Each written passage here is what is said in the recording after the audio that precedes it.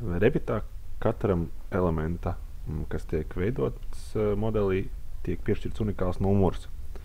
Un izmantojot šo numuru, iespējams ir šos elementus, piemēram, kļūdaini izveidot. Jūs pamanāt, ka kāds kolēģis izveidojas nepareizu kolonnu, paziņot to viņam, nosūtot šo kodu. Lai aplūkotu šos elementu kodus, jāuzspiež ir izvēlētais elements un jāiziet uz Manage. Šeit būs labajā maliņā Inquiry un būs IDs of Selection.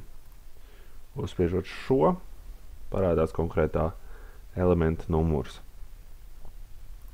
Iespējams iegūt uzreiz arī vairākus numurus, vairākiem elementiem, piemēram, 3 kolonnām.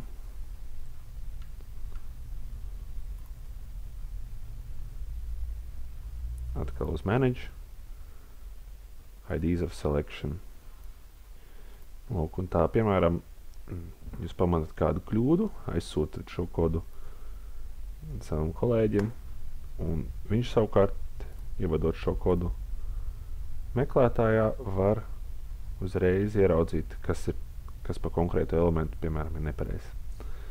Uzspiežot Select Elements by ID, iekopējiet iekšā numuru un spiediet Show.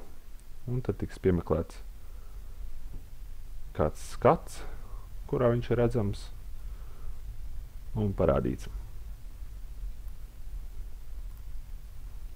Šie paši numuri parādās arī brīdinājumos. Review warnings šeit var apskatīties. Un, ja mēs paskatāmies, kuri elementi nepareizi, tad katram ir arī piešķirts savs ID. Jūs varat apskatīties, ka viņš iezīmē